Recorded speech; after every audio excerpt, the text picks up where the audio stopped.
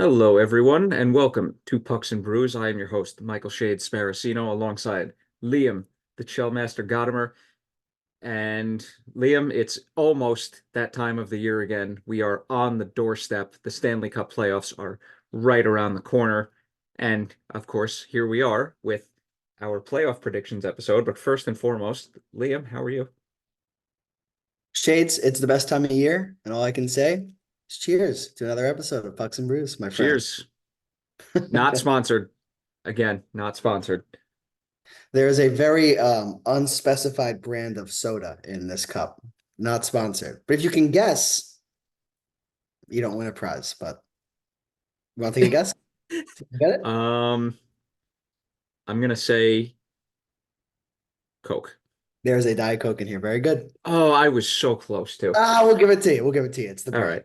I like it. But yeah, good to be back with you, Shades, for sure. And happy to discuss the playoffs upcoming. So Yeah, 59th episode of Pucks and Brews, one away from 60. But before we do anything else, I got to take the sip of the cold brew.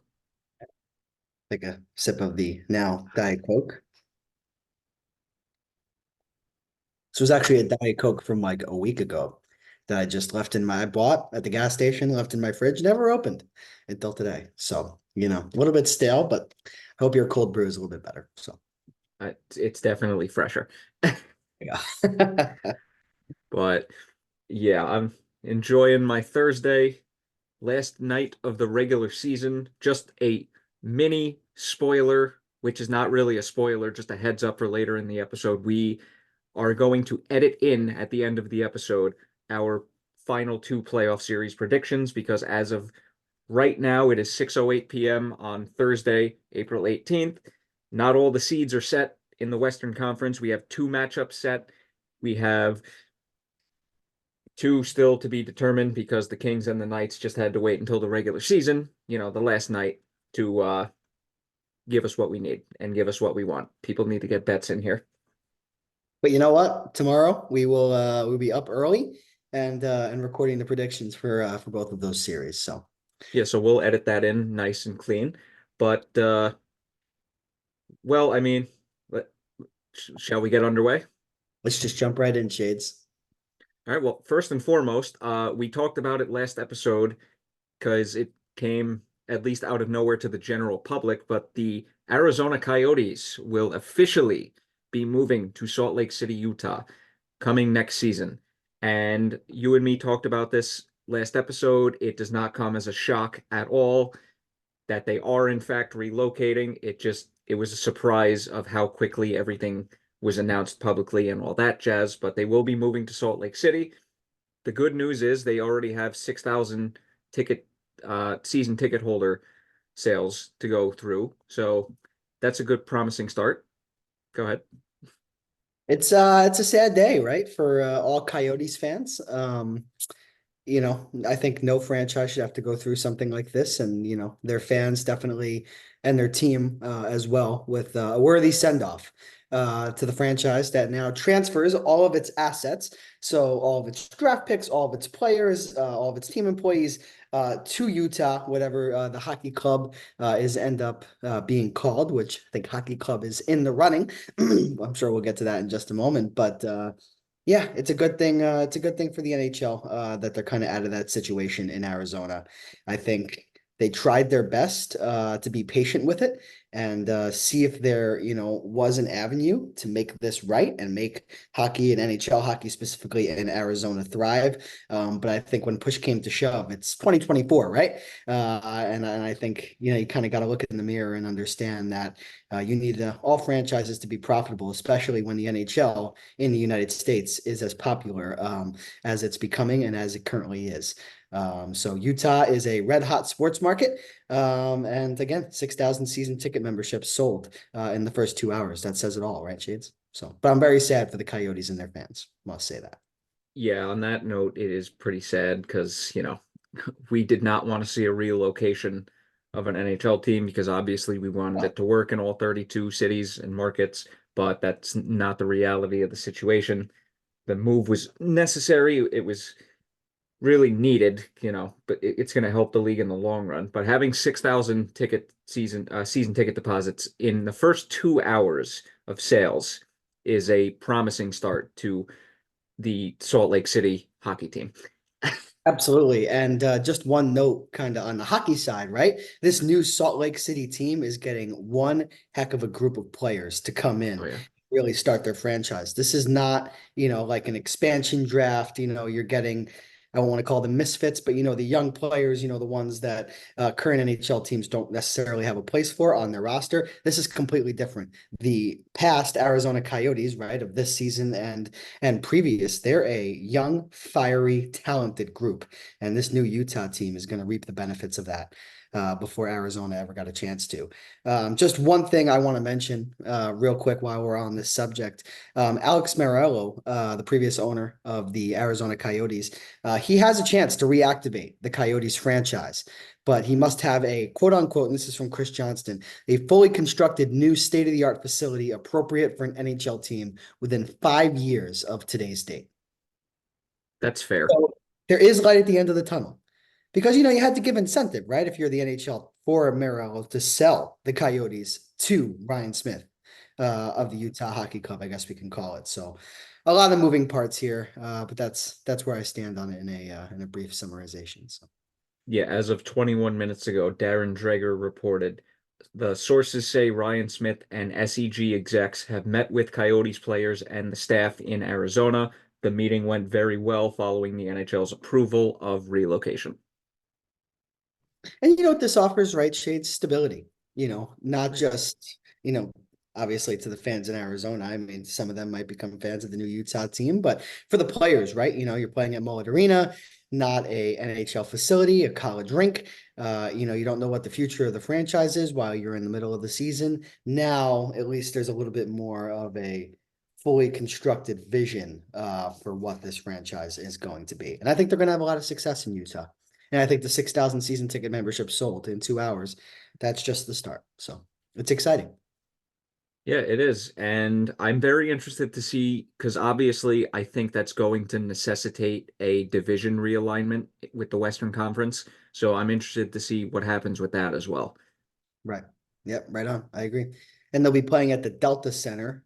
Correct me if I'm wrong, but that is the current home of the Utah Jazz. It seats 12,000 fans for an NHL game. And it has previously hosted NHL games in the preseason for various Western Conference teams. So just putting that out there too. All right. Hey, anything is better than playing at a 2,000 seat college arena where they weren't selling out. Yeah, struggling. But And it's so little seats, right? That the ticket price would be so high. And especially for a team that's, rebuilding and not kind of, at their end yet.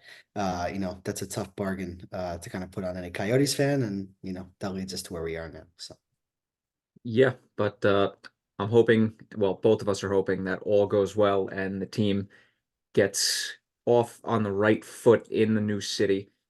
And I just hope management doesn't continue to run that team into the ground because that's really what I'm worried about. we'll see. Yeah, we will. But good luck to the Salt Lake City hockey team because, I mean, that's basically what they are now. Or is that going to be official post-draft? Or is it official now? I don't know. So the name is going to be announced at the NHL draft. Yeah. So Oh, I saw one thing. It might, I forget who this was on Twitter. I don't remember whether or not it was a verified account. It's just a tweet that I came across. It was saying that there might not be an official team name year one. There's definitely not going to be a mascot because they want, everything to just settle in and get integrated properly into the league and all that. So they might wait for year two. But like I said, I don't remember if that was by anybody in hockey media. So just take that with a grain of salt. right. I think I did remember seeing that too. So Yeah, I keep forgetting to bookmark tweets. So that's on me. But we go from the Arizona Coyotes to our President's Trophy winning New York Rangers. And on top of that, we have some positive news regarding Filip Chytil, who is back practicing no longer in a non-contact jersey, which that is a very promising sign. You and I well, I don't know about you, but I personally thought he was completely done for the season based on when we talked about it last. But hey, you love to see it. You certainly do, Shades, right? And I thought Hedo was done for the season too. I think this was the second concussion of the year for him. His most recent one might have even been his third. I remember the last one or the last incident that he had fallen at practice where he was wearing a non-contact jersey and had re-aggravated his upper body injury, which we all suspect to be a concussion, right? But the fact that he's practicing, I think, is a really, really good sign for this Rangers team. With that said, if I'm head coach Peter Laviolette, I don't play him until our backs against the wall. Like maybe at least until round two when we meet Carolina. I wouldn't put him in round one. Not in a series where you have Tom Wilson and you have a Capitals team that's kind of, you know, playing with all the pressure off of their shoulders, right? They're a young rebuilding team, not supposed to be here. I don't Literally. I don't know if I would put Hedo back into the first round, but against Carolina and in the conference finals, and maybe even if we get to the cup, yeah, he could be a huge piece. It's great to have him back, Yeah, I just at practice, just for the team, right? uh, Even if he's not playing for now. So oh yeah, I would assume with how long he was out, he might need at least a week or two just to, get back into game shape. Because practice shape and game shape is two completely different things. right, but if the Rangers find themselves down 2-1 to Washington, maybe you bring him in there. So for game four. I hope that's not the case, but we'll get back to that.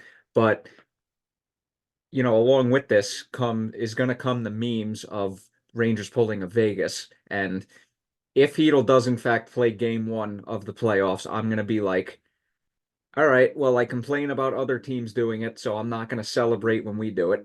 So that's just my personal stance on that. Yeah, I think it's a little bit of a different situation. I Oh yeah, mean, no, 100%. even if you're a Vegas fan, right, you hope that your organization that you root for wouldn't, I wouldn't say bend the rules, but kind of work around the rules, like many around the NHL community suspect that the Golden Knights did with Mark Stone and have done with Mark Stone over the past several years here or a few years. But with Hedel, it's a concussion. It's completely different. I'd be shocked if he plays game number one, Shades, to be honest. And if he does against Washington, then maybe we can reopen this conversation. But when the reports were coming out about Hedel's injury, not just his second one, his most recent one, but his first one too. I mean, all Ranger fans were talking about, and the Rangers beat, right, was about the fact that Hedel's career is most likely over, and that him coming back to the United States, albeit practicing with the team in a non-contact jersey, was not going to happen this season. So again, like I said at the beginning, a lot of moving parts. But if he plays game one, it definitely makes your eyebrows perk a little bit. So Yeah, I would be in between shocked and surprised because if a player's back practicing, it's going to be less of a shock and more of a, oh, okay, they let him come back this early right, and instead of, okay, he's definitely coming back at some point. Just, yeah. when they asked people, well, I mean, I just I just go back to where the injuries were, right? This is a player that, of course, not confirmed, but I think if you ask Ranger fans, like a lot of them will tell you this is what happened. Most recently, he got a concussion while practicing in a non-contact jersey. Like, you think it's okay to put him out there in a first round series against Tom Wilson, who doesn't care whether his team wins or loses, who hasn't been in a meaningful game against the Rangers since the incident where he dragged Panarin down to his ice helmetless.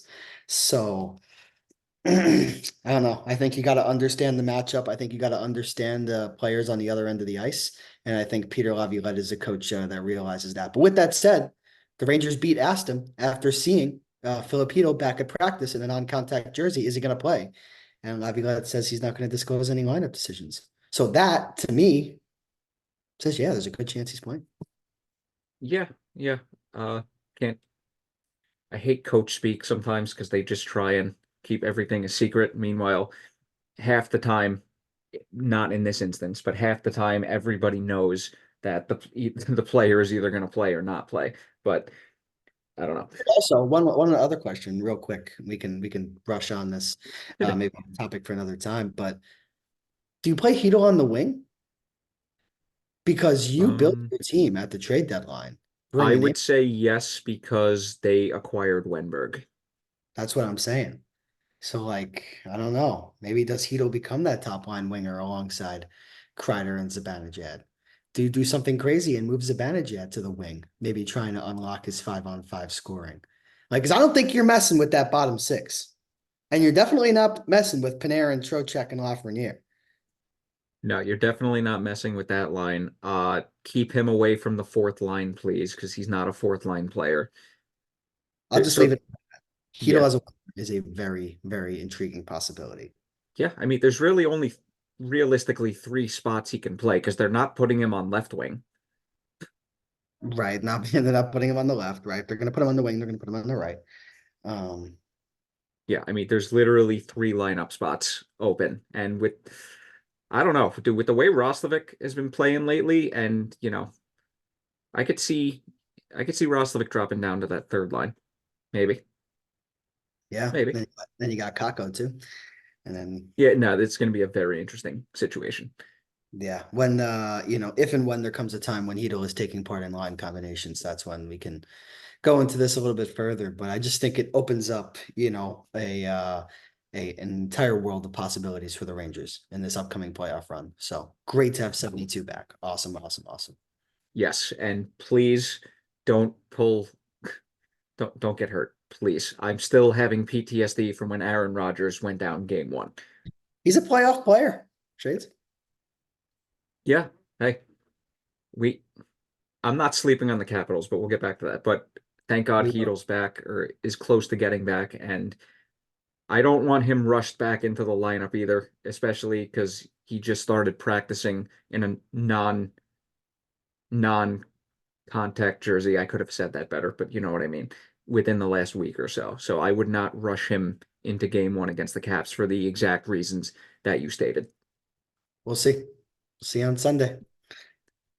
And the other thing with the Rangers, they did, like I said, win the President's Trophy, which they really had to make us sweat that out too, didn't they?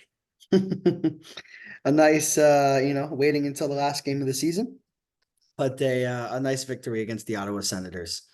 Um, leading I us to was unfortunately working, but it was a good win for the team. It was a good win.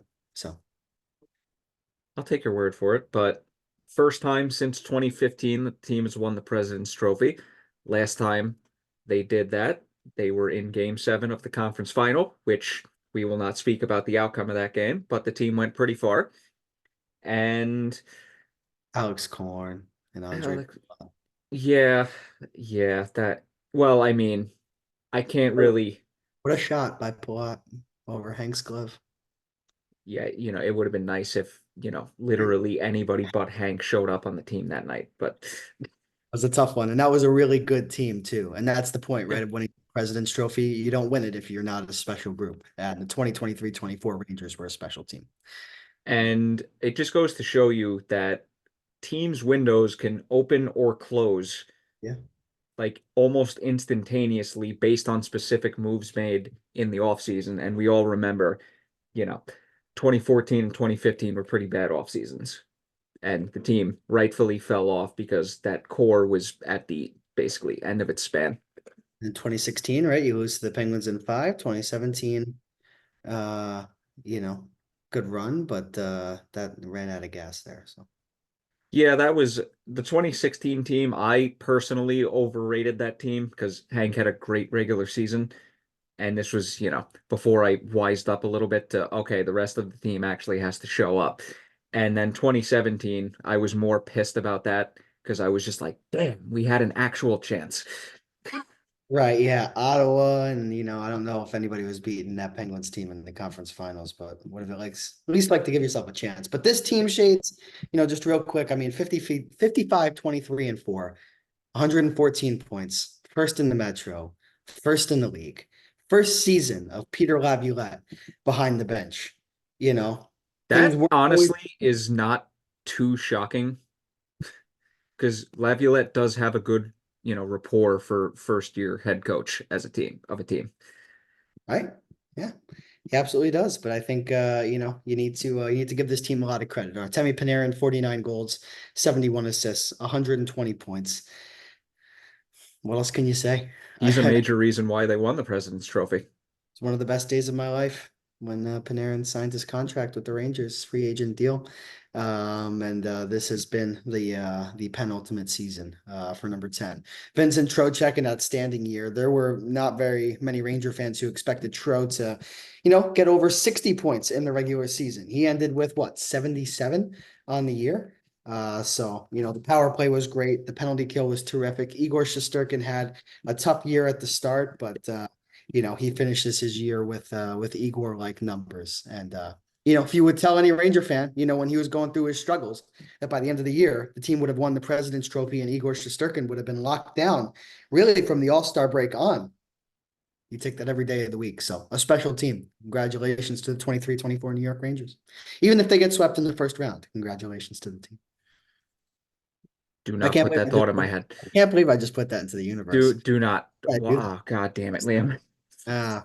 It's not going to happen. It's not going to happen. If Charlie Lindgren shuts us out for 4 straight games, then If you stop putting ideas out there. Oh my God. Okay. One, if they lose, I'm gonna have a meltdown even worse than last year. And two, if they get I don't think swept, that's ever happened, 4 straight shutouts to a number 1 seed, or I ever, I, in a I series. would hope not. Now, if this happens, I'll become the biggest meme on the internet. So, I might have to pause the podcast for a little bit if that's the case. Because I'm just like, all right, we were responsible for this. We need to disappear for a little bit.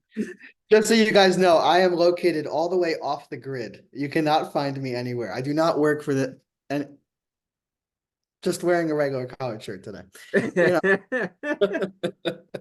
No, we'll see. Kind of got sidetracked there, but No, great we shouldn't. season for great regular season for the Rangers. Well deserved President's Trophy. Yeah, and hey, I mean, we got to give a lot of credit to Jonathan Quick too, because Yeah, if he didn't play as well as he did earlier in the season, and if Panarin, like I said, wasn't having, the year he had, I mean, I don't know where this team would be. But fact of the matter is, Quick played his ass off first half of the year. Panarin played like a god most of the season, had an MVP-like season. While I don't think he's a lock to win it, to be honest, uh, those two basically were carrying the team first half of the season. yeah, and it's remarkably difficult to maintain consistency throughout an 82 game schedule. And for the Rangers, right, not all of their top end players had that consistency. Yep. Chris Kreider, had his career high in assists in a single season. I mean, that's outstanding. But if you ask many Ranger fans about Chris Kreider's year this year, 40 goals and nearly 40 assists, like they'll tell you he really struggled. Mika Zibanejad 5-on-5, kind of invisible at times. Igor A lot of Shesterkin the times. struggled, so even with that, this team still had the season that it did. Yeah. Which is why I think there should be a lot of hope from Rangers fans for the upcoming playoff run, for sure. I mean, you have 2 elite goaltenders, one of which is just getting started and just entering his prime, and the other is just ending his career, but has already signed on for another season with the Rangers, a proven winner with the Los Angeles Kings, in Jonathan Quick. You have your biggest offseason acquisition, right? And Blake Wheeler go down with a season-ending injury. You have Filip Chytil go down and not be available for the entirety of the year almost because of a concussion. And you bring in marginal trade deadline additions and Wenberg and Roslovic, and you still walk out with the President's Trophy. So it's a testament to this group. It's a testament to Chris Drury and to Peter Laviolette. I mean, really a special team. Yeah, I just want to piggyback off of what you said. Like some of the players having noticeably rough years. You cannot judge a team based on point totals. The only way you can truly judge a team is if you actually watch them throughout the season and pay attention to each and every line. Right. And let's be honest. Panarin's line was up top 5 line in the league. Yep. Let's be honest. Our first line, again, going to be brutally honest, it might have been bottom 10, even bottom 5, especially at even strength. But where a lot of the success comes from, Shades, right? For me, is the fourth line. I mean, Barclay Goodrow gets a lot of flack for his season. Sure, didn't produce a lot. I mean, kind of deservedly so.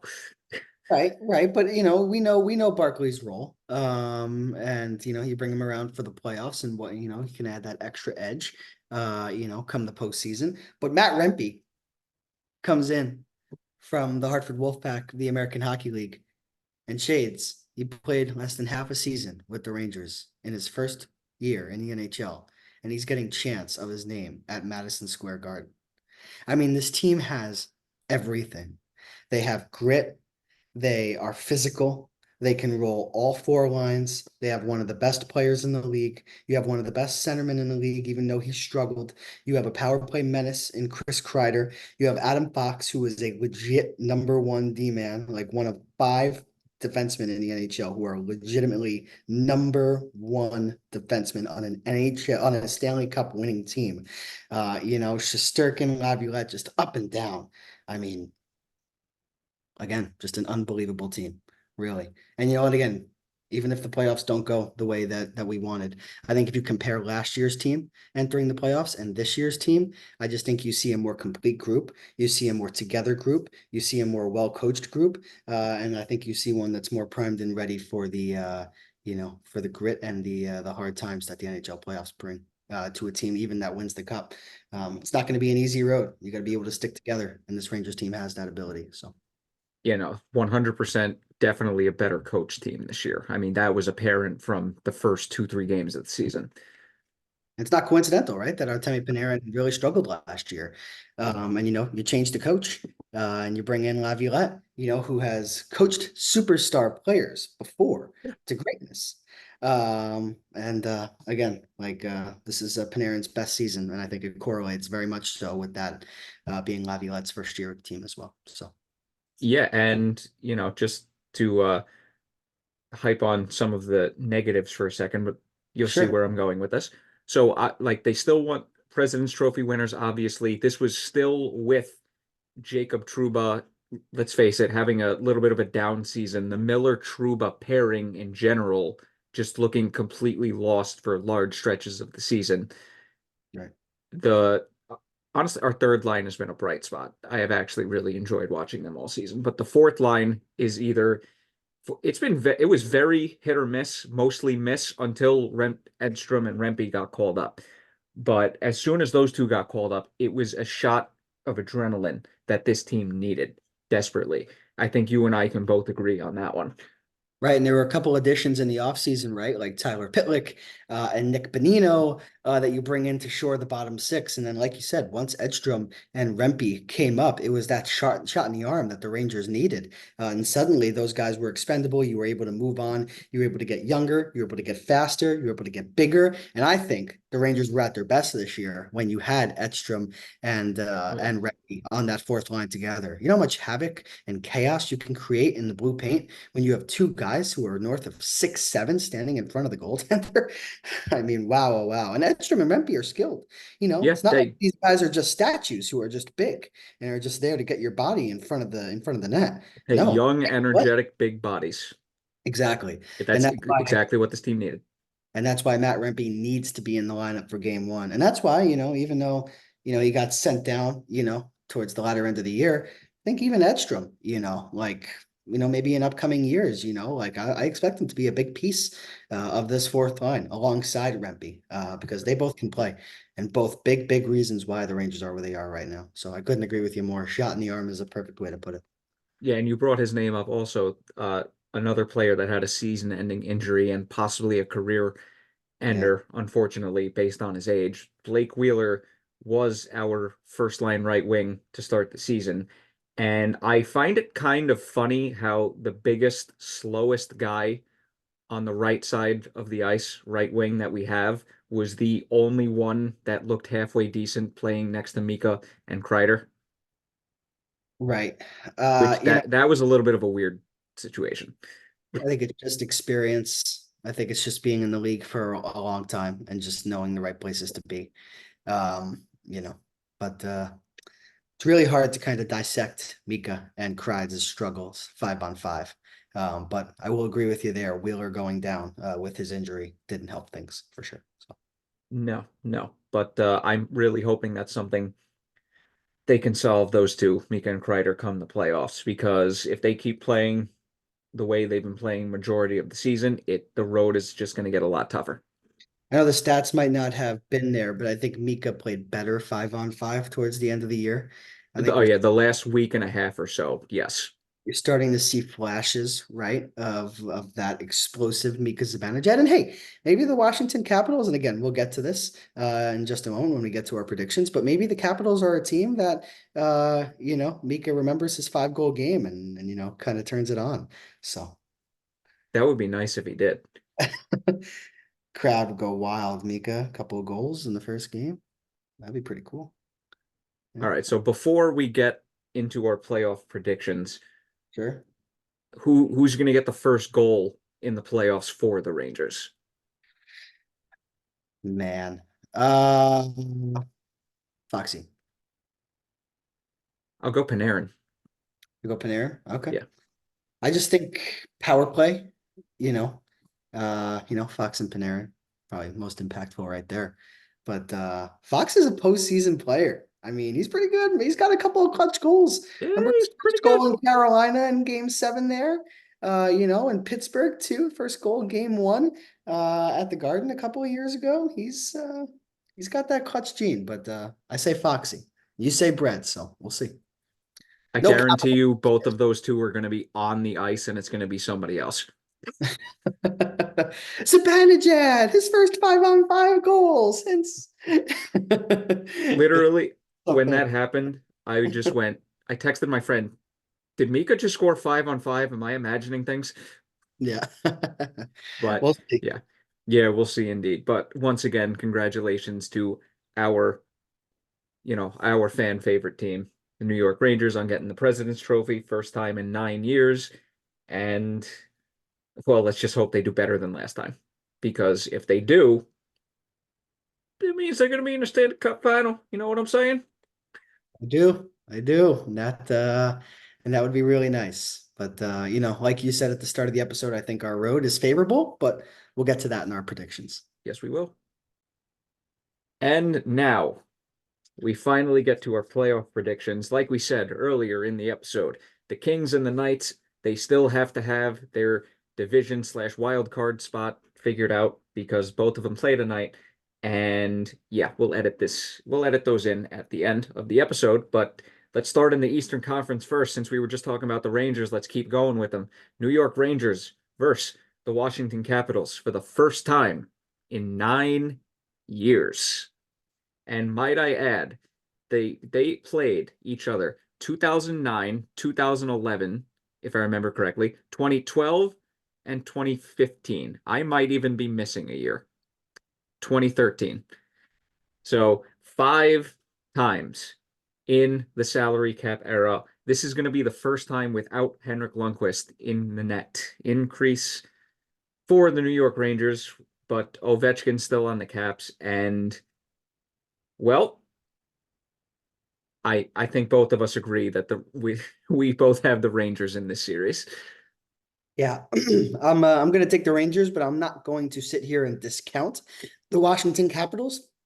They were led in scoring this year by Dylan Strome. Weird to not say Alexander Ovechkin, Nicholas Backstrom, Evgeny Kuznetsov, right? But Strome has been really good for them. Ovechkin, 31 goals, down year, I think within his standards. They had a -37 goal differential. Tom Wilson, down year, 35 points, 133 penalty minutes. Uh, you know, I never want to look down on any opponent, but I will say this. The Rangers should handle the Capitals pretty easily. The only thing that causes concern for me is two things. Number one, a hot goaltender in Charlie Lindgren. And number two, the Rangers head-to-head play against the Capitals this season does not inspire confidence for me. I think the Capitals handled us really well in Spencer Carberry's first year. And remember, don't get lost in the fact that Peter Laviolette most recently coached this Washington Capitals team. They know him. He knows them. I think this might be a chess match from start to finish. But if you're asking me, I'm going to say Rangers win this series in 5 games. I'm going to go 6 games just because the Rangers never make anything easy. and you and I both full on know that. But you did say Charlie Lindgren has been good down the stretch, which he has been. Got to give him credit because honestly, if he didn't play as well as he did, especially those last two games, Washington would not be where they are right now. The only thing that I'm concerned about is, are the players that are playing well for us now going to continue to play well, which I believe they are, but playoffs are a completely different animal. We have literally seen players have great seasons go to crap as soon as the playoffs start, and we have seen the complete opposite with this team. You just Sure. never know. But unbiasedly, both of us are picking the Rangers because you mentioned multiple reasons: the Capitals' goal differential, the Rangers, obviously being in first place, the Rangers having literal better players currently on the team. But yeah, I'm going Rangers in six. You're going Rangers in five. Just for old time's sake, I would love to see this go to game seven, which I hope it doesn't, because then I'm going to be sweating my ass off. But I think the Rangers, top to bottom, are a better team, and they should win this series. Not going to say will, because look what happened last year, but they should. And again, they should win the series. I agree with you, Shades. But there are pieces to this Capitals team. I just want to go look back in net just for a moment. Charlie Lindgren, 50 appearances this year with the Capitals. But don't forget that there's another goaltender involved, Darcy Kemper, who, had some really good runs and won a Stanley Cup, right? With the With the Avalanche. Colorado Avalanche. So year before, Georgiev got there, or maybe Georgiev was with the team. I think it was before Georgiev got Year there. But before. Kemper is a pretty good goaltender. If Lindgren struggles, they can turn to him. They have young pieces too. I like Ivan Miroshnichenko. I'm proud of myself for announcing that correctly. You did, and that's also just a great name in general. So That's a great name. Tough for the broadcasters, whoever's going to be calling the first round. Sam with Miroshnichenko. That's yeah, we'll leave it at that. But you again, just there are, gave me yet another reason to look forward to game one. yeah. I like Hendrix Lapierre too, who was drafted just a couple of years ago. Nick Dowd's a good player. Nicholas Aube-Kubel I've liked for a long time. So again, there are pieces here. There are experienced players that have, been in postseason hockey, most recently, whether that be with other clubs. And I think the Capitals are going to give the Rangers a hard time, but I think just the skill and I think just the overall talent disparity and, head coaching experience too. Carberry is a good coach, but it's his first year in the league, and for him to come in to a series against the President's Trophy winner and a head coach in Peter Laviolette, especially a series where they start 2 games in on the road and win, I just don't see it. And that's not my Rangers bias. That's just Yeah. how I see it as a hockey fan. So Rangers in 5. All right, Rangers in five. I got Rangers in six. The only I have to point this out, you know, because it's a fact. Last five times Rangers and Capitals have played each other in the playoffs, Sure. neither team ended up winning the round after. Yep. Let's hope the Rangers break that streak this year. Fingers crossed. Fingers crossed. Let's see. Yes. And again, Washington has surprised teams in first rounds before. And They've they've done also been on the greatness. opposite side of that. And they have, yes, indeed. So Montreal 2010 or 2011, when it 2010. that was Salak, right? For Montreal Think so. Think so. when he kind of went insane. But yeah, no. And again, goaltending is a huge part of it. So, I think Shesterkin versus Lindgren is a big storyline. And it's not, I don't think there's as much separation between the two as people think. Shesty's an all-world goaltender, but Lindgren's having a great year. I mean, look at his record through 50 appearances this season. 25, 16, 7-0, a 911 save percentage, and a 2.67 goals against average. It's pretty good. Yeah, not bad. Not bad at all. That's better than the Sam Ersson we would be playing with the Philadelphia Flyers. That's better than Tristan Jarry or Alex Nedeljkovic that we would have been playing with the Pittsburgh Penguins. That's better than Alex Lyon or Ville Husso than we would have been playing with the Detroit Red Wings. So, just something to be said. This is why I love you on this podcast. You think of stuff that I probably would skip over. Well, again, right? You just look over the teams that the Rangers could be facing. And I think, a lot of Ranger fans and hockey fans kind of thought, wow, Rangers kind of got off scot-free here, facing the lesser of four evils. I don't really think so. I think this is a very, very good Capitals team, and I love Spencer Carberry behind the bench. He can coach. Yeah, Just I in a was Yeah, I agree with you on that one.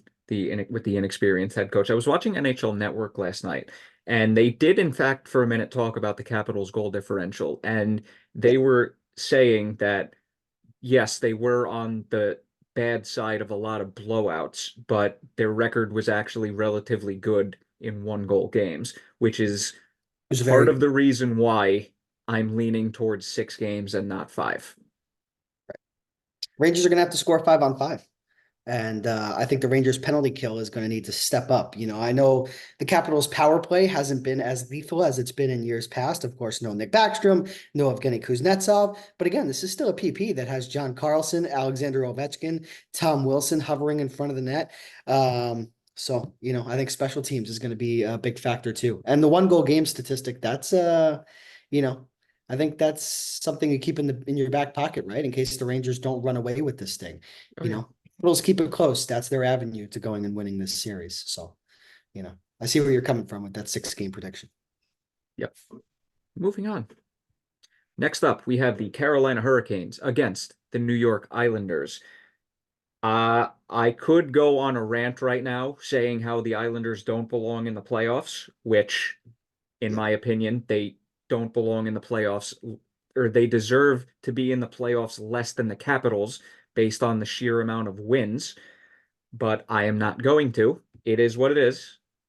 Hurricanes are playing the Islanders. And look, we're both Rangers fans, but I think both of us can agree that the Hurricanes, top to bottom, are the more well-built team, more complete team. Yes, I agree. But I'm not ready to write off the New York Islanders. I'll tell you that. Oh, I didn't say Carolina was going to kick their ass. I'm just saying that Yeah. I'm just saying that I think they're the better team. I think they're the better team too. Especially with the addition of Jake Gensel, that helps a ton. Ilya Sorokin has had a tough year. Semyon Varlamov has come in the last couple of weeks here and really, again, like you said with the Rangers and Matt Rempe, given the Islanders the shot in the arm that they needed. Oh yeah. Patrick Roy, it's taken over as head coach after kind of a little bit of standing in the middle, right, with Lane Lambert. So again, I think it's going to be a close series. I think the Canes are going to win this in 6. But I think either Sorokin, catches fire and really turns into the goaltender that I think most Islander fans expected him to be this season, or Varlamov just continues his excellent play. I mean, that's valuable if you're a head coach in Patrick Watt to be able to go to 2 goaltenders or 1 goaltender at any given time, to go and grab you a win. Sorokin really struggles in game 1. Great, we'll go with Varlamov. For me, with the Islanders, what worries me, a couple of things. Power play. We don't know if Noah Dobson, what his availability is going to be in this series. Remember, he missed that late game in the season against the Rangers. John Gabriel Pageau, same thing. Not a lot of depth on this team. They're young players starting to struggle. Oliver Wahlstrom, again, did not take that leap. I like Barzell, I like Horvat, but they may be a little bit top heavy. I don't think Palmieri Lee necessarily add the value that they once did. But I don't think they go down without a fight, but I think the Hurricanes win this in 6 games. See, the thing that I actually like about both of these teams is both of them play a playoff type style. They do. Yeah, because the Islanders are very suffocating at 5 on 5, and they don't give you a lot, if at all, when they're playing at the top of their game. So, just from that standpoint, I think this series could go 7, and I'm going to predict it go 7 because it's always a series you don't necessarily predict.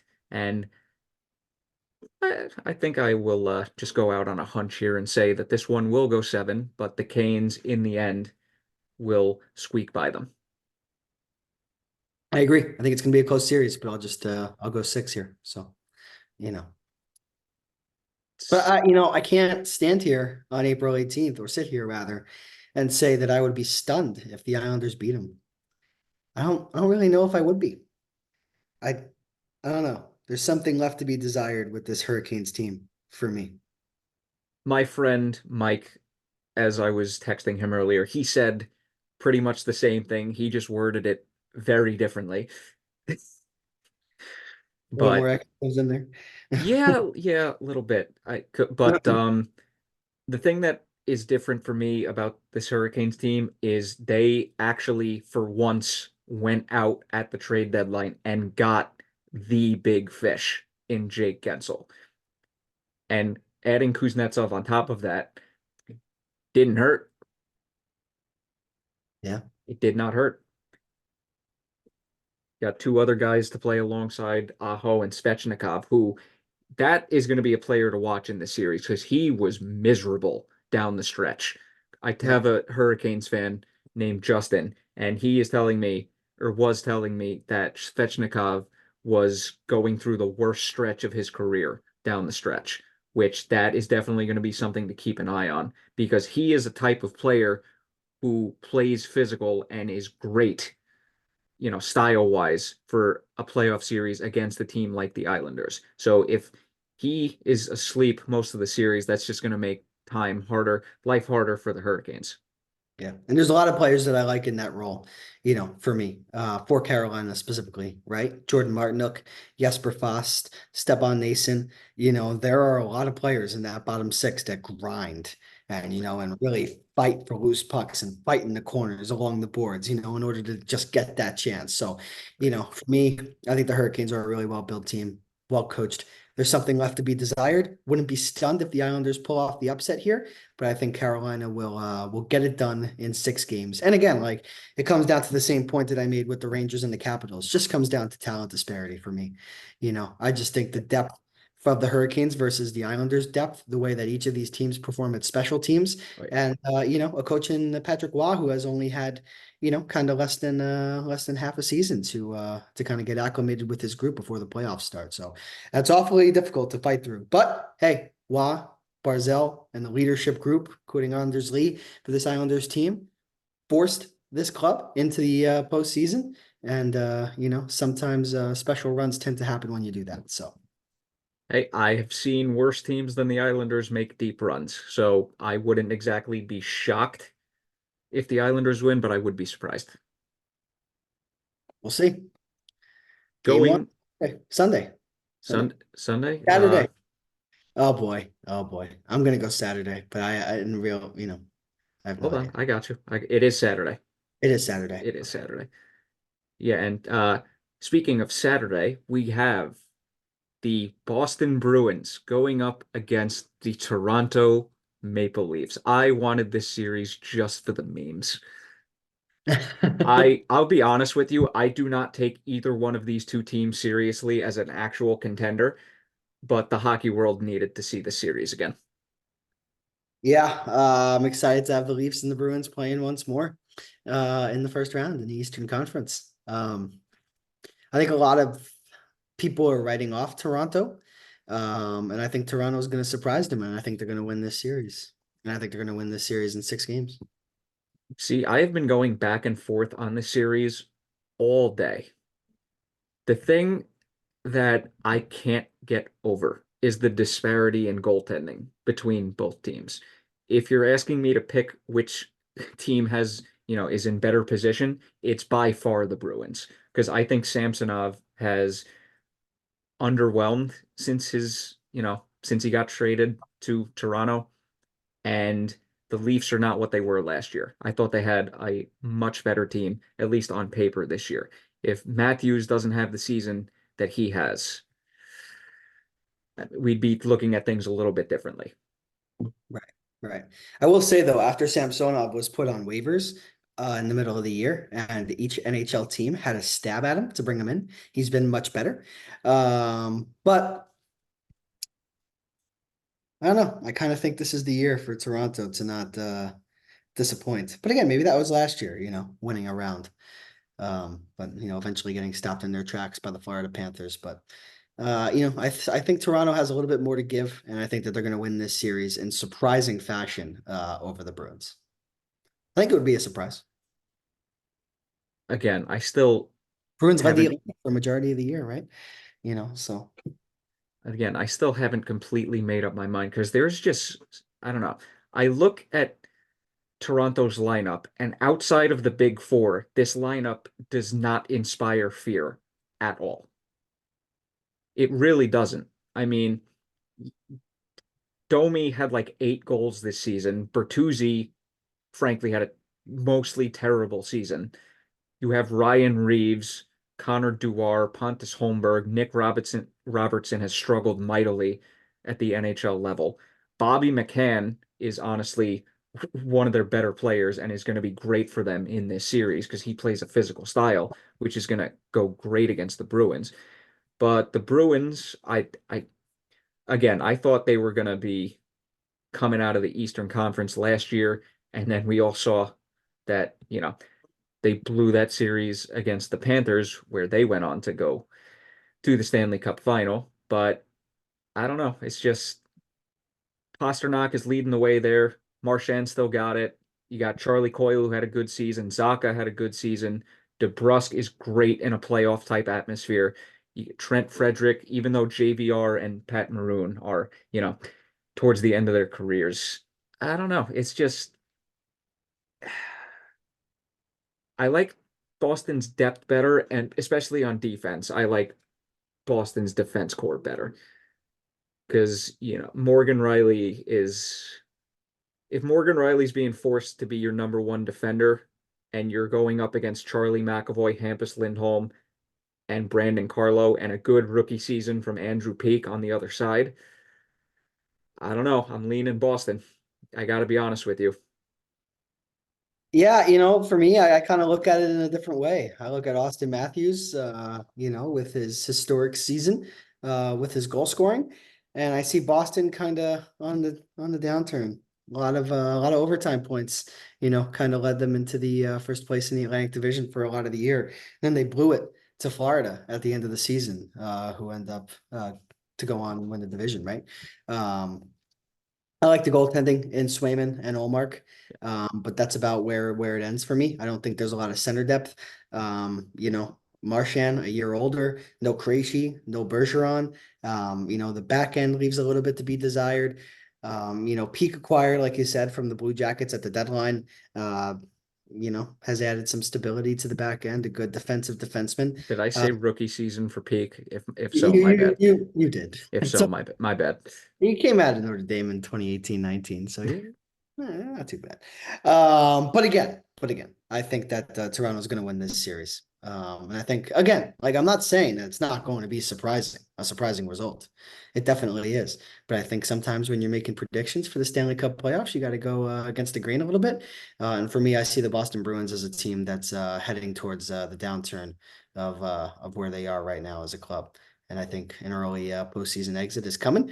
And I think Toronto's going to build off of what they did last year, winning a round against the Tampa Bay Lightning. And I think this is a team that's much more manageable to beat in the Boston Bruins this year than the Lightning were last year. So, I don't know. but I I don't see where know. you're from. I do. I'm definitely See, going. here's the funny thing. I actually picked Toronto to win the series last year, first round series against Tampa, and I was right because it's just so many things were just saying they were gonna lose, and I'm just like, I have to pick them to win because just like it was just a very odd circumstance. That's kind of how But this year, right? a little bit. I mean, Yarncroke being on injured reserve is definitely not going to help them because he would be absolutely great in this series to have him in the lineup for them. But Right. Muzzin's out also. I mean, Murray being on Murray and Klingberg being on IR is, I mean, I'll be completely honest. I don't think either one of those two was going to help the team against the Bruins in this series. But the fact that Toronto finally won a round, this is literally probably the hardest decision out of all 8 playoff series that I've had to go through. I'm sticking to it. Sticking to my guns. You Leafs know and what? Sens. I picked Bruins to win the series last year. They ended up blowing a 3-1 lead. Even though they have the same goaltending tandem, it's just, you're right, they are on the downturn, and it's been that way No for, Krejci. No for the last Bergeron. 2 years. No Krejci, no Bergeron. You know what? Screw it. Leafs in 7. There you go. See? Screw it. Yeah, I can see fans. I convinced them. See, that's I the don't know. market podcast partner, and I can convince you with my pick. It also Probably helps that you what work in the else. ECHL. So, There's that too. all Well, right. right So now, no you got ECHL affiliate for Toronto right now. Rest in peace to the Newfoundland Growlers, by the way. Newfoundland. Anyway, so you got the Leafs in 6. I got the Leafs in 7 because I mean it has to happen. It has to happen. I have the Leafs winning in surprising fashion. Yes. All right. Well, good luck to them. But yeah, speaking of good luck to them, good luck to the two teams in this series on, staying alive after this first round matchup. Tampa Bay Lightning versus the Florida Panthers. Sure. This is the matchup I did not want because I'm just like, I wanted to see this as a second round matchup. Because, like I said, I don't take Boston or Toronto seriously as cup contenders. And these two teams I took a lot more seriously, and now one of them is losing in the first round. Because, of course, This is extremely tough to pick this, in my opinion, is going to be a top 2 series of the first round. because I think, yes, I agree. I Number think 1 in the East. the Lightning have been playing some really good hockey this year, but the Panthers have also come on and they've built a team, that is ready to make their mark in the postseason more than they did last year, which was one heck of a run, to the Stanley Cup final. You have Kucherov with a record-breaking season, north of 100 assists, probably going to be your Hart Trophy winner. Braden Point, fantastic. Steven Stamkos, unrestricted free agency upcoming, but another good year for Oh, is Stammer. Braden Point going to be a game time decision, by the way? Is there a point in warm-ups? You tell us. Oh, But that meme was goaded. can't believe I'm going to say this, but I think the Tampa Bay Lightning are losing in the first round to the Panthers. I do. I do. I think Florida's taking them down. And I think we're going to get a rematch of what we had last year in the second round, which was Florida and Toronto. All right. All right. And as far as how many games it goes, 5. put it on the table. I think it'll be close, but I think Florida will win the series in convincing fashion. Now, if you guys are watching, They've struggled 5-on-5. Panthers are a good special teams club. Coming off a Stanley Cup final appearance, Sergei Bobrovsky in net. I know Vasilevsky's on the other side. And I know, recent um, results will tell you that the Panthers head-to-head against the Lightning hasn't gone too well for Florida. But again, you have to be bold when making your postseason predictions, and I'm doing that right here. Panthers to win this one in 5, but a very close series for 5 games. now for those of you watching the YouTube edition of this episode, you may have seen all the facial expressions I was giving to Liam. The funny thing is, I actually agree with him that the Panthers are going to win this series because I see, I just look at it this way. Goaltending, Stolars and Bobrovsky were arguably the second best tandem in the league throughout the Yep. regular season. Arguably first because neither one of them had a stretch the first half of the season that Shesterkin did. So you can make a legitimate argument that they were first. They also won their division, which I mean that's good for that argument. But the Tampa Bay Lightning are not the team that they once were. This is not the same team that went to 3 consecutive Stanley Cup finals. This is not the team that won 2 Stanley Cups.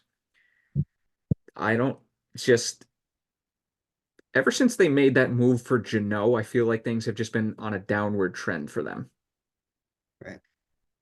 Vasilevsky, while he was better second half of the season because he started the season, first half of the season he was either got hurt or was hurt. I don't know. It's just he just strikes me as a goalie that if the team is not ready to win, he is not going to be the difference maker in the series.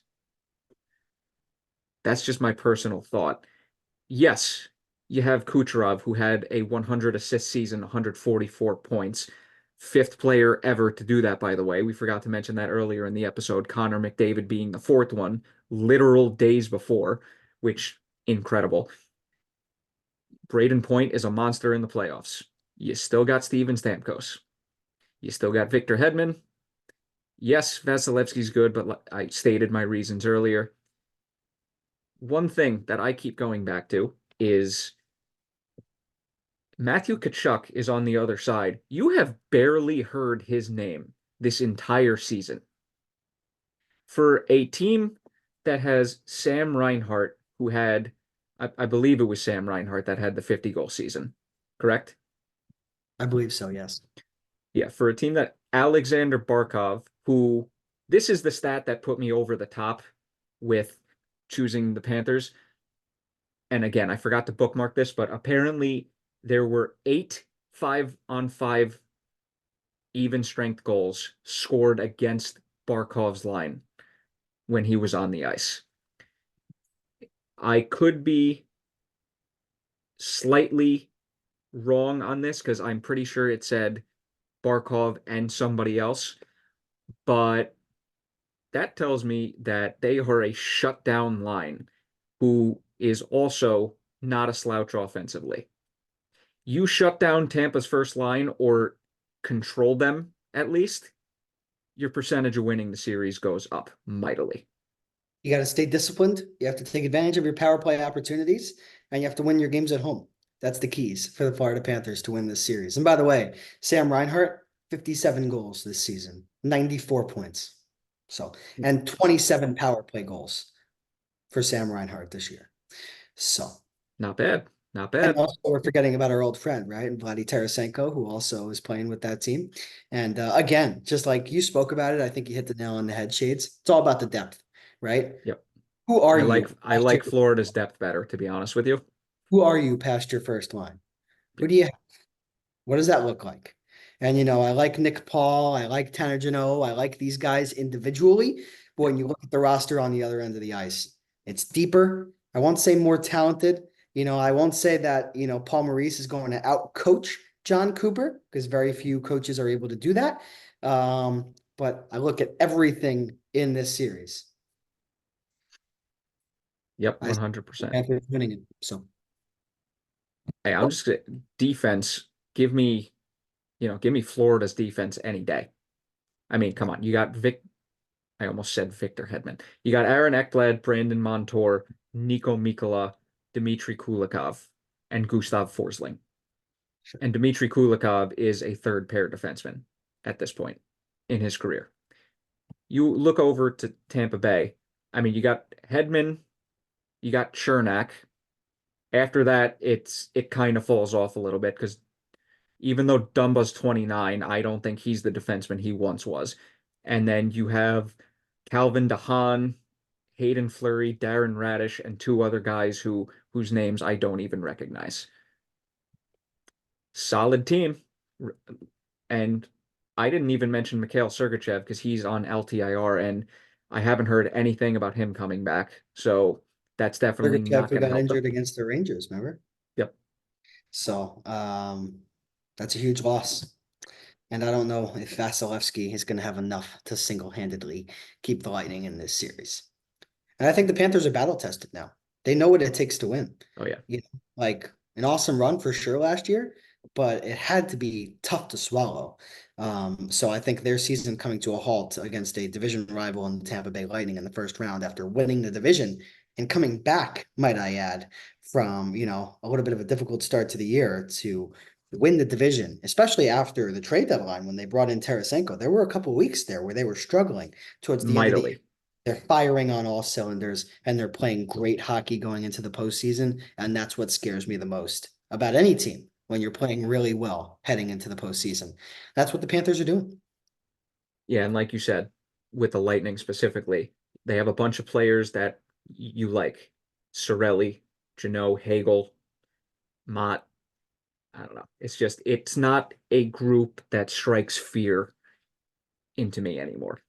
The two teams that won the cup, I would not want to play them at all this year. But current team they have, doesn't strike fear. I Panthers, still on the think other they hand, strike fear, but they wouldn't strike fear in me if I were the Florida Panthers. yes, I think the matchup doesn't favor them. that's a So, good way to put it. Yeah. and again, and I know we're looking ahead here, right? But just my predictions. I think a Maple Leafs Panthers second round for a second straight year is really intriguing and exciting. And I think it's gonna be closer than it was last year. So, you know, I mean, I we'll would see. hope so, but I would also like to see the Leafs just get, train run over by a train in the second And round again. That's just me. you already saw That, that. yeah, but I mean, meme purposes. Yeah, for sure.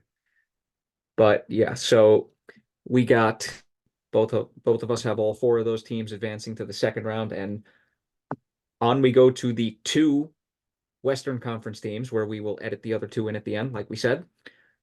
So let's do that, shall we? So on to the Western Conference, like we said, and yet again, we will be editing the other two series in at the end. But let's start off first with the Vancouver Canucks versus the locked in to the first wild card spot, Nashville Predators. I'm just going to go ahead and say it. I got Vancouver in this series, having a lot of good seasons from a lot of different players. JT Miller, Elias Pettersson. I love how you haven't heard Brock Besser's name too much throughout the season, but Quinn Hughes having a monster season. And then on the other side, you had the Nashville Predators, who a lot of people counted out, and probably deservedly so, because if you look at their roster on paper, who are their top two forwards? Ryan O'Reilly and Gustav Nyquist. Phil Forsberg. Oh yeah, and Filip Forsberg too. Funny how I forget him. But Yeah. hey, this is a team that everybody counted out, and they went on an absolutely monster point streak where they were like 16-0-2. And that opened a lot of eyes around the league, where to the point where everybody's saying, okay, Nashville is probably ahead of schedule, definitely ahead of schedule, further along than they should be in their rebuild slash retool. And this was a very encouraging season for the team moving forward. But as soon as that streak was over, they started sliding and losing. And I still love UC Soros, still love Roman Yossi. Honestly, Nashville has a lot of good young players. Tommy Novak is there too. He's got a bright future for them. And on top of that, Dante Fabro on the back end, Ryan McDonough, he's still got, he's still pretty good at this stage of his career. He's 34. Well, I thought he was older than that. He feels older than that, probably because, we're Ranger fans.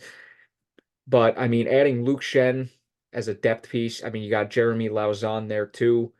This is a very, very well built defensive core, but the forward group lacking, star power outside of the guys I mentioned.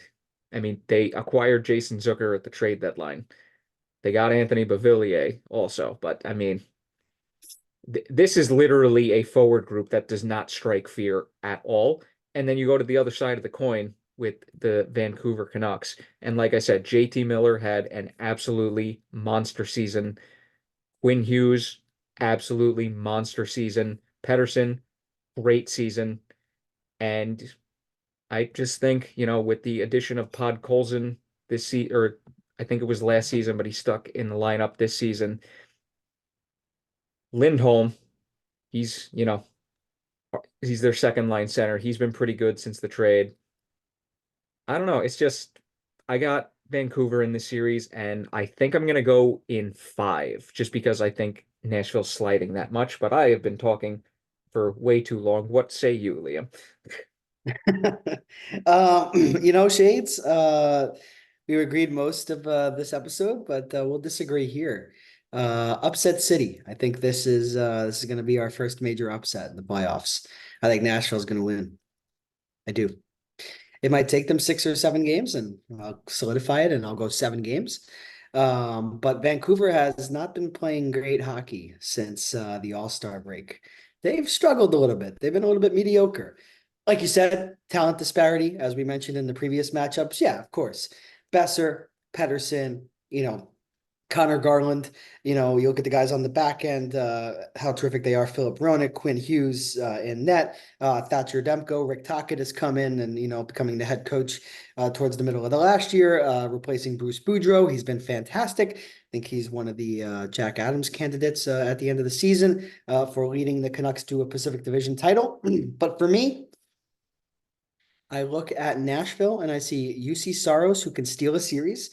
I see Roman Josi, who is the best player in the series. I don't think that's saying too much. Pedersen's great, Quinn Hughes is great and up and coming, don't get me wrong, but Roman Josi is the best player in the series, especially with the leadership that he brings, the experience, how good he is on both sides of the special teams. Up front, Forsberg, great year. Ryan O'Reilly, great year. The depth concerns me a little bit, but I like Gustav Nyquist. He can turn it on, in interesting moments. And they bring in Jason Zucker as well, who I think is a nice power forward who can match up well against the Canucks on the game plan that they want to send out there. And I'll say this, I wouldn't be surprised if the Canucks won the series, but I think Nashville is going to steal one in Vancouver. And I like the way the Preds, I like the chances the Preds will have, going 1-1 in Vancouver, coming back home in front of their fan base, trying to solidify a series win. Remember, the Canucks haven't been in the playoffs since the bubble. So, I know it's been a little while for the Predators as well, but I think Nashville is going to surprise here and win this 7 games. See, this is the series to me in the Western Conference where I look at this series as another Boston Toronto This is where not a typical one versus wild card team series, yeah, like division winner versus wild card winner. It's not how this comes across to me. It's much closer than that, but continue. yeah, I was just saying that this strikes me as like a Boston Toronto type series where I don't see either one of these teams passing the second round. I agree. I agree. But That's this will how, be yeah, game that's how plan. it comes across to me. Yeah. What were you gonna We'll say? see. No, it's gonna be some fun hockey. That's what I said. So Yeah, I would hope so. I mean, I didn't even mention Thatcher Demko on the other side. And I mean, you and I are both in agreement. Nashville has a lot of young players. Both teams, I mean, you can make there's a little bit of a question mark with depth on the forward group. sure. While I do think Nashville has the better defensive core, I don't know. I just got a feeling that the Canucks are going to pull this one out in 6 games. We'll see. I'm sticking with Nashville in 7, but the Canucks have been a great team all year. And Nashville, like you said, since that point streak, they've been sliding a little bit towards the end of the regular season. So it's all about how you're playing going into the playoffs. So It's true. And then there are teams that go completely against that, where they look like crap at the end of the season and then they make a deep run. But right. we'll And see what also, happens. let me just add one more thing before we move on. Yep. Nashville is a team that has done this before. That streak in the regular season, that's nothing to look past. And if you can put together a run like that, similarly, right, in the postseason, you could have yourself a really nice run. And UC Saros was a big piece of that. So he's shown already this season that he can turn it on and win games consecutively for your club. Now, if he can just do it in the playoffs, Vancouver, might have a hot and heavy team on their tails. So Just looking at Thatcher Demko's stats real quick. So this season, 50 games played, goals against average 244, save percentage 918. I don't think he's getting enough credit for the Canucks' success this season based on all the other players that I mentioned. But like I said, this is just a gut feeling for me, which is why I'm picking them. And like you said, the first series we disagree on, you got the Predators in 7, I got the Canucks in 6. Wouldn't be surprised if it does go 7 though, because these are just, like I said, two teams that were good enough to make the playoffs, but I don't see either one of them as a contender, a serious contender. agreed. And on to the sixth and final series tonight, because we will be recording tomorrow morning when the seeds are officially set. Thanks again, LA and Vegas. Assholes. No, I'm just kidding. but we got You said it, not me. but we got the Winnipeg Jets versus the Colorado Avalanche. This is the series in the Western Conference of the first round that I cannot wait for. We were talking after the trade deadline and in the episodes after that Winnipeg was my dark horse to come out of the West, and Colorado was arguably my favorite at the time. Now all of a sudden we get a first round matchup between the two, and if you really think about it, these are probably two of the top three teams in the Western Conference going into the playoffs. And it sucks that this is a first round matchup, but here we are. Winnipeg Jets have home ice advantage in the series. And this, again, this is another gut feeling for me. I was going a little bit back and forth on this one, not as much as Boston, Toronto, but I think the Jets will pull this series out. Not to discredit the Avalanche, because I think they have a really strong team and they got a very good boost following the trade deadline, especially with the Middlestat trade. But the one thing that I keep coming back to, and one of my friends who I work with, Kev, shout out to him, we both keep coming back to the trade deadline that Winnipeg had. It was just pieces that they needed to completely fill out their team and give that team four legitimate lines throughout the lineup. They acquired Toffoli. They acquired not Monahan. That was a different trade. Yeah.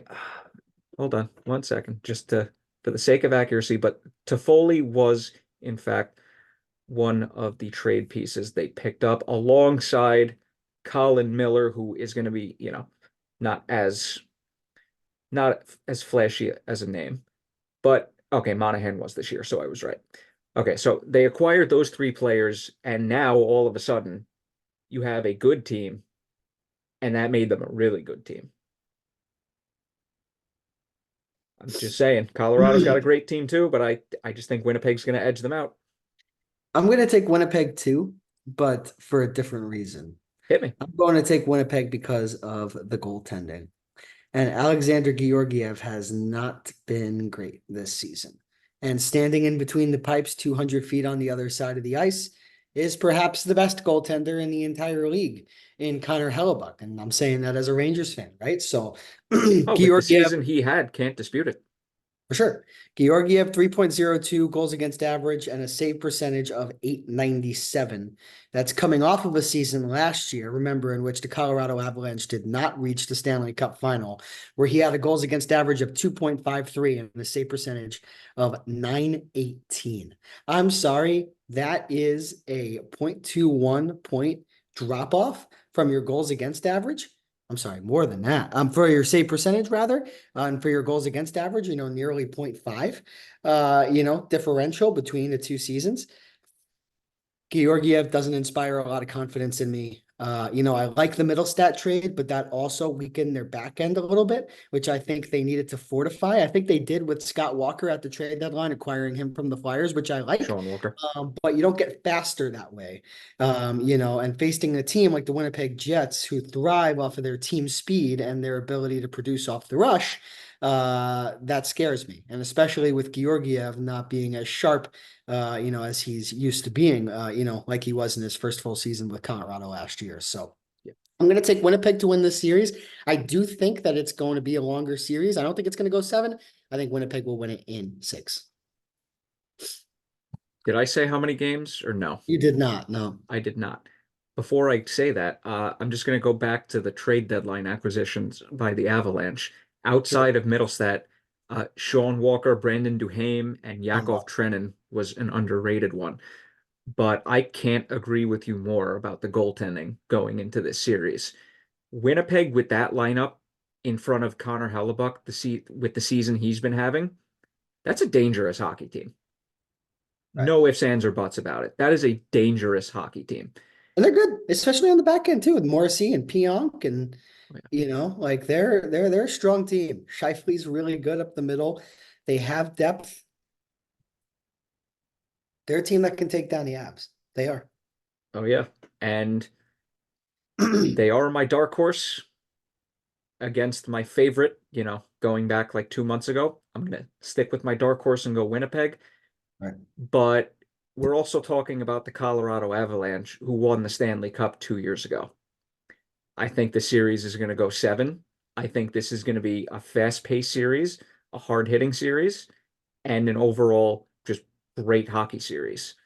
But I got Winnipeg at seven.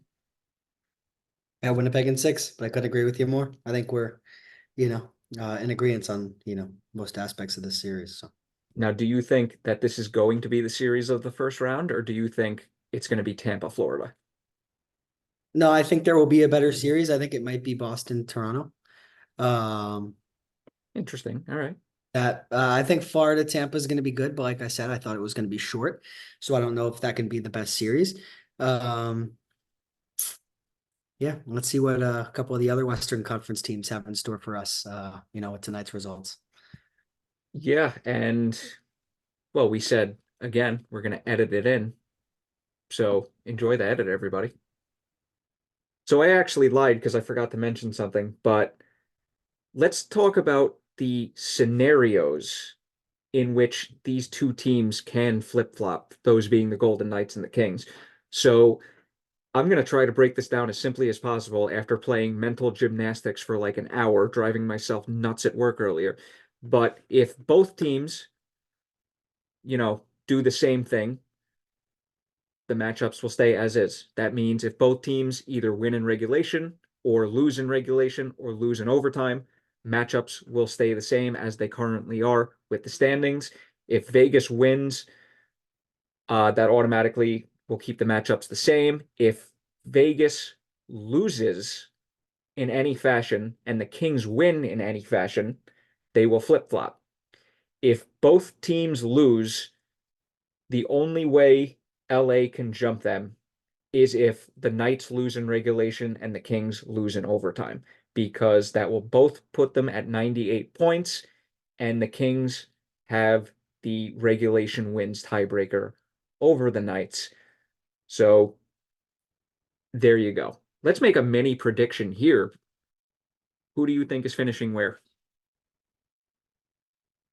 I want to hear your thoughts first. So the Kings are playing the Blackhawks and the Knights are playing the Ducks. The Ducks have been pretty brutal all season. Blackhawks have been pretty brutal all season. I think the matchups are going to stay as is. I'm going to predict a win from both teams tonight. I agree. A win in regulation for both teams too. Well, there you go. Now we edit it in. Yeah. Now we edit it in. There we go. Perfect. And there's the edit. It's Friday morning. The last two series have been set. The Kings and the Oilers, the Kings and the Knights did in fact switch places.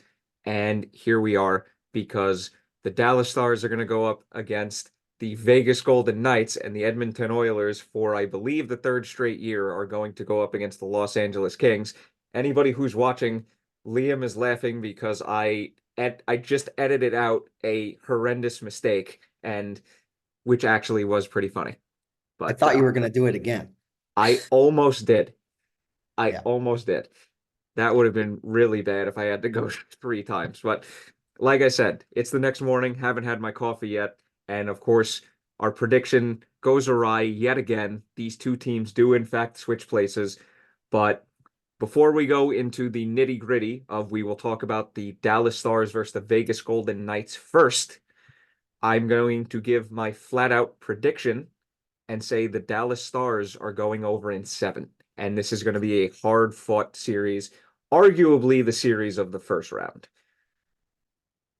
I think the Stars are going to win, but I think it's going to go shorter than that. 5 or 6. I'll say 6, but I wouldn't be surprised if Dallas took them out in short order. Hey, like I said, High this on the is. Stars. I really am. So Oh, do you remember how high I was on the Stars during the preseason when we were doing our predictions episode? you were, and rightfully so. And yeah, that I went off the rails almost immediately. with the first episode of the season, and that, kind of went throughout the entire season. But the Stars, I mean, outside of adding Chris Tanev at the trade deadline, this was already just a solid, well-built team, strong team, a team that really stuck to, stuck to its team going into the season and really just looked to add a cherry on top at the deadline. And I believe that's kind of what they did. And this series is going to be fan freaking tastic. Obviously, Vegas had the great trade deadline, you know, getting Anthony Mantha, getting Tomas Hertl at literally with like 4 minutes left, which was yet another shocking move at the deadline by Vegas. But even with all of the moves that Vegas made, I cannot go against the well-oiled machine that is the Dallas Stars. There's a couple of factors at play here for me, Shades. Number one, the Stars have home ice advantage. Yep. And I think that's big. I think the Golden Knights thrive off of playing at the Fortress. And if Dallas can go back to Vegas with 2 wins in their bag, that makes this series, a lot more interesting. Aiden Hill has not been playing great hockey down the stretch here in net for the Golden Knights. And you're going up against Jake Ottinger. Look, I know Aiden Hill won a Stanley Cup last year, and he was a big reason why the Vegas Golden Knights were able to hoist that cup.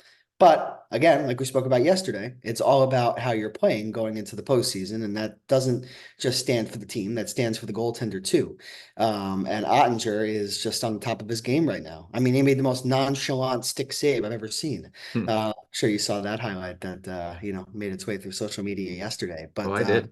the goaltending goes Dallas's way. Like you said, the Golden Knights were able to bring in some big time additions at the trade deadline. Tomas Hertl, like you said, Anthony Mantha, and on the back end too, Noah Hannafin, who they go and subsequently re-signed to an 8-year contract.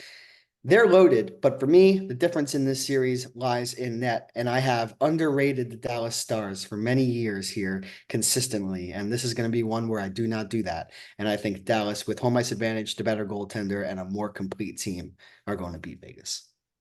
Yeah, I mean, if you just look at Dallas's roster, their depth is top notch in the league, if we're being honest with ourselves.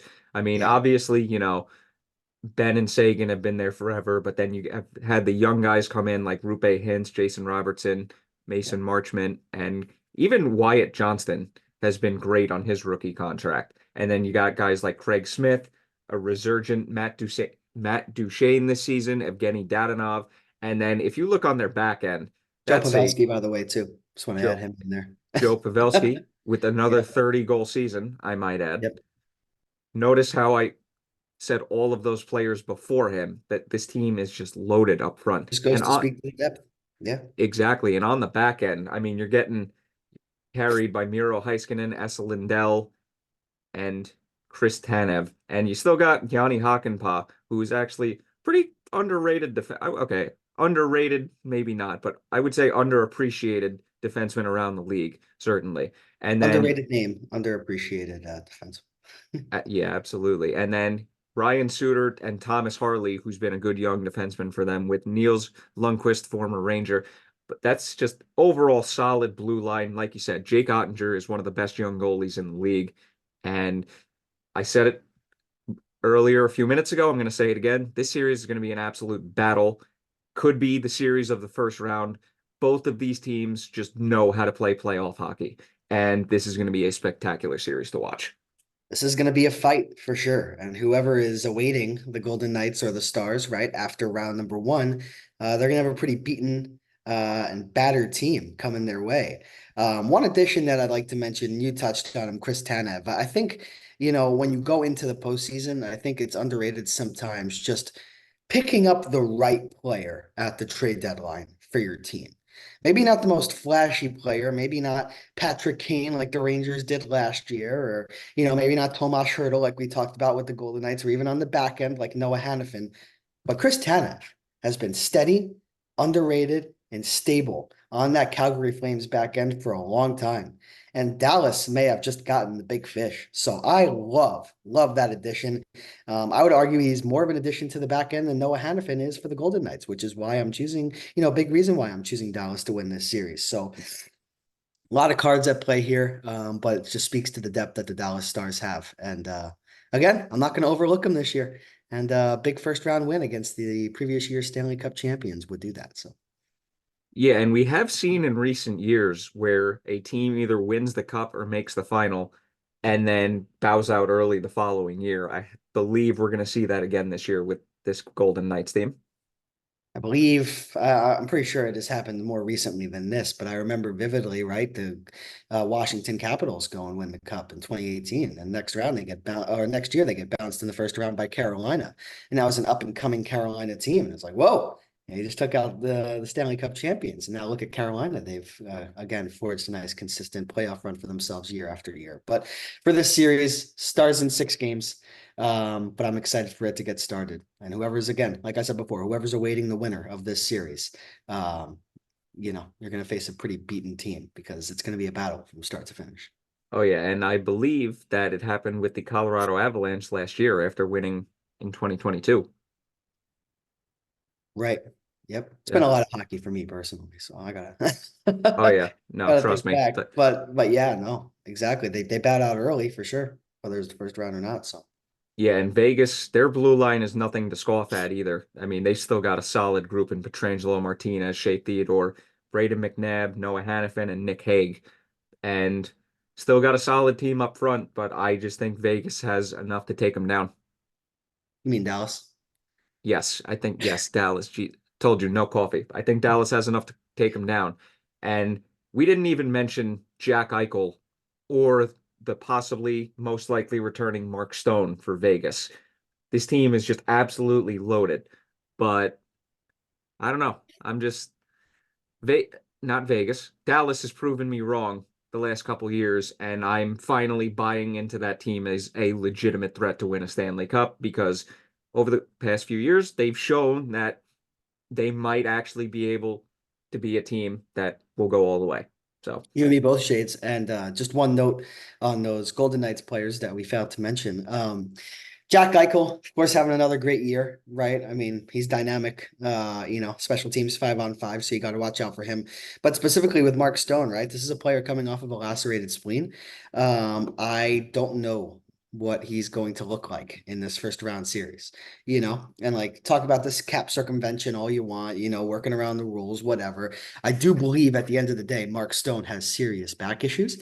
And it's just not easy with that type of injury to just jump right in and be the player that you once were. So, that's another reason why I'm going with Dallas. They're the healthier team too, within their top guns, you know. all right. So I got Dallas in 7. Official prediction, Dallas in 5 or 6 for you. I'll take 6. Yeah. Dallas in 6. And last but not least, we get to the final of the 8 playoff series. Edmonton Oilers versus the Los Angeles Kings for the third year in a row. I'm Before we get into the nitty-gritty, I'm gonna do this again. I have the Edmonton Oilers in 7 because this is just each of the last 2 years. These two teams in the playoffs have just given us a solid series. Let's be honest. It's been a good series to watch, and I think Edmonton just matches up well against LA in the playoffs.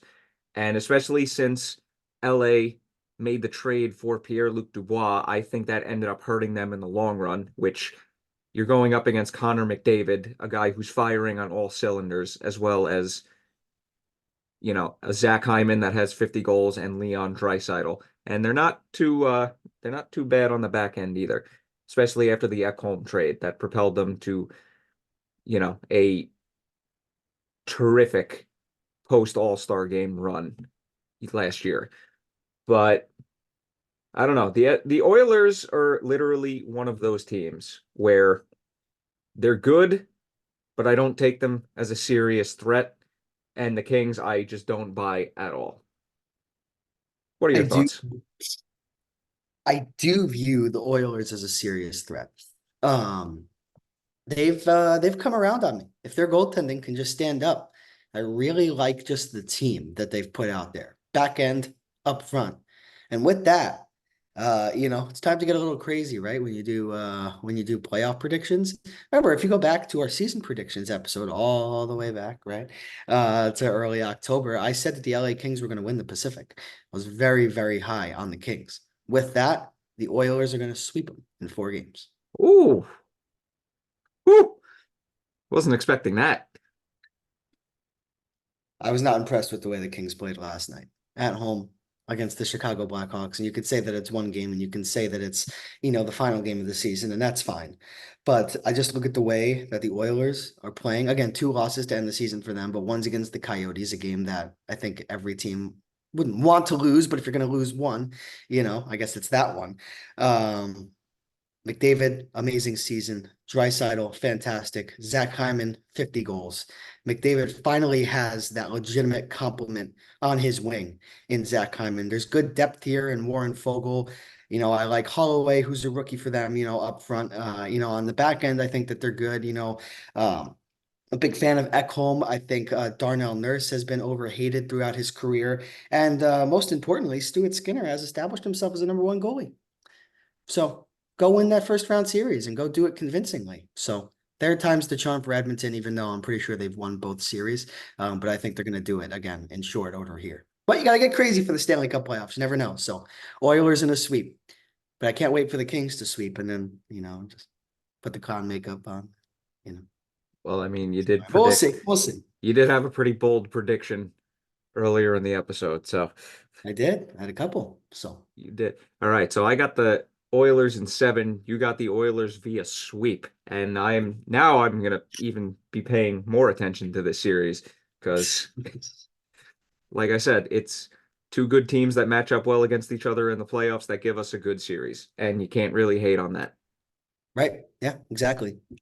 Um, but again, I just kind of feel like this is where Edmonton's at. And I think they're probably going to get stopped down before getting to the Stanley Cup final. I mean, we'll save that for our future round predictions. But, I think this is going to be the year where they make a little bit more of a mark than just winning one round. So we'll see. Yeah, we'll see. And that is your Pucks and Brews episode 59 of the NHL Stanley Cup playoff predictions for 2024. And dear Lord, We made it, huh? we finally made it. Only took literal like 14-hour span because we had to wait for 2 matchups to be set. Thank you again, Knights and Kings.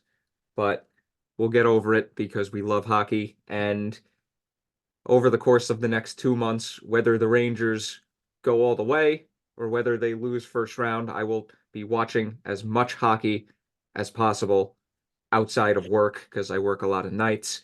And we said it earlier in the episode, we'll say it again.